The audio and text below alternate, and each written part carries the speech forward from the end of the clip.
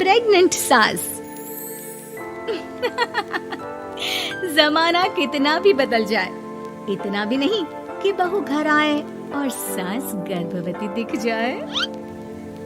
देखो मीरा, माँ का पूरा ख्याल रखना है, उनसे अब काम नहीं होता है। क्यों, क्या हो गया है? तुम्हारी माँ तो हट्टी कट्टी दिख रही है, पूरी शादी में घोड़ी की तरह नाची है, अब क्यों काम नहीं होता उनसे?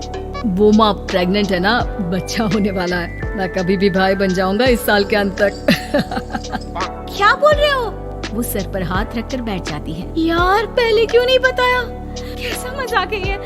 झूठ बोल रहे हो ना? हाँ, झूठ बोल रहे हो ना? तभी ससुर की आवाज आती है। बहू, पानी गरम कर दे, तेरी सास को दवाई देनी है। समय पर दवाई ना दी तो परेशानी हो जाएगी। और हाँ, जरा काजू पीसकर दूध में मिलाकर ले आना। तेरी सास खुद से तो अपनी संभाल करेगी नहीं। हे भगवान, ये मैं क्या सुन रही हूँ? ये ससुर जी को क्या हो गया है? मैं क्या सोच कर आई थी? हाय रे, मैं तो किसी को मुंह भी नहीं दिखा पाऊंगी। अब ये रोना धोना बाद में करना, पहले गर्म पानी कर दो, माँ को दवाई देनी होगी। और हाँ, रात को माँ के पैरों में तेल लगा देना। बहू को गुस्सा आ जाता है, वो बड़बड़ करती किचन में जाती है जहाँ उसका ससुर खड़ा होता है। एक बड़ी जिम्मेदारी है हम सबके सर ऊपर। इस उम्र में माँ बनना खतरे से खाली नहीं होता। हाँ हाँ पता है, तो क्यों बन गई माँ?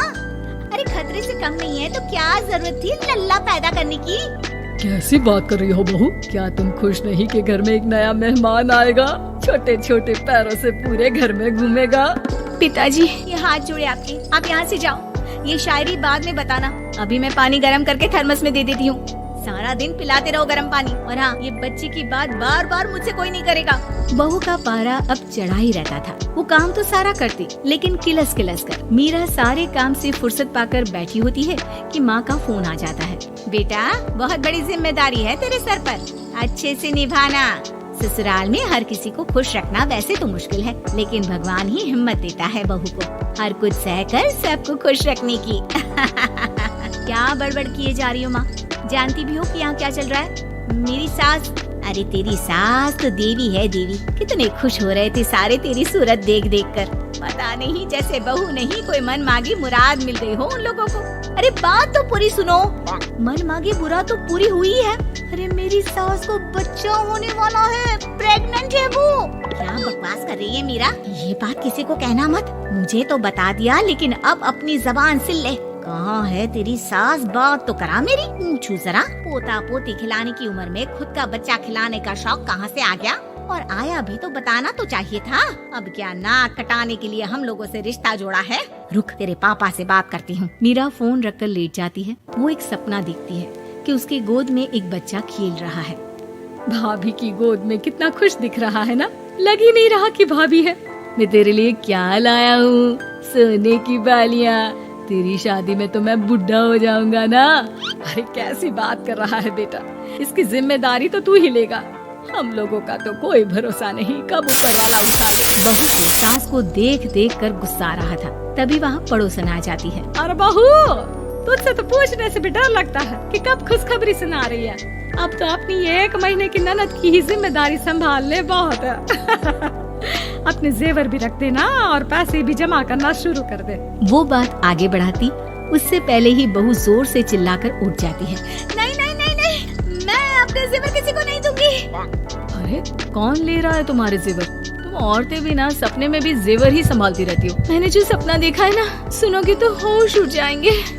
अच्छा, तुम अपना सपना बाद में बताना, पहले मेरा सुनो। कल मैंने इतना अच्छा सपना देखा, इतना अच्छा सपना देखा कि अगर वो पूरा हो जाता है ना तो मैं तुम्हारे लिए रानी हार बनवा दूंगा।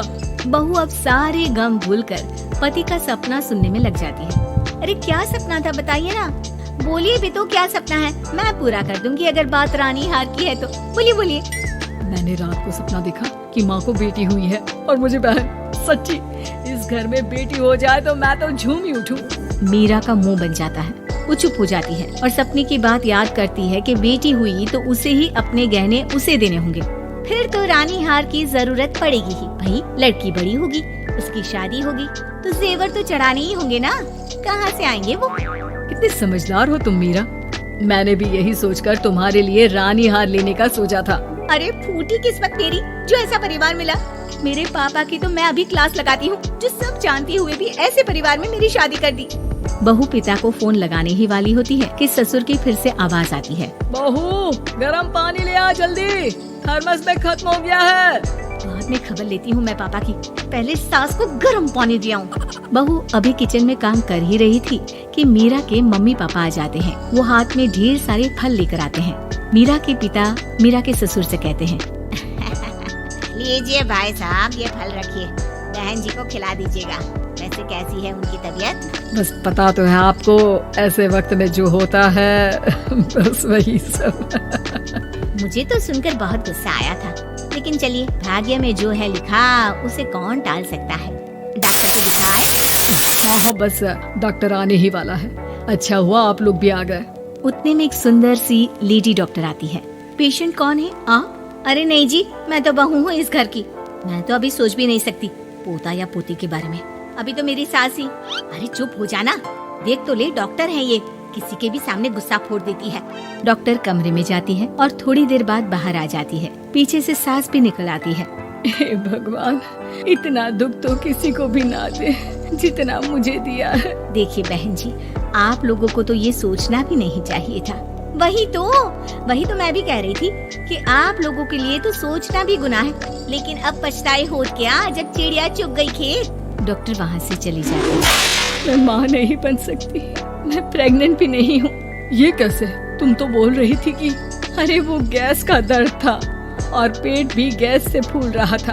डॉक्टर ने चूर्ण दे दिया है, गर्म पानी से फाँकना है। हाँ? मैं अभी लाती हूँ गर्म पानी। अरे मैं तो गीजर ही लगा देती हूँ। खुशी के मारे पागल ना हो जाओ।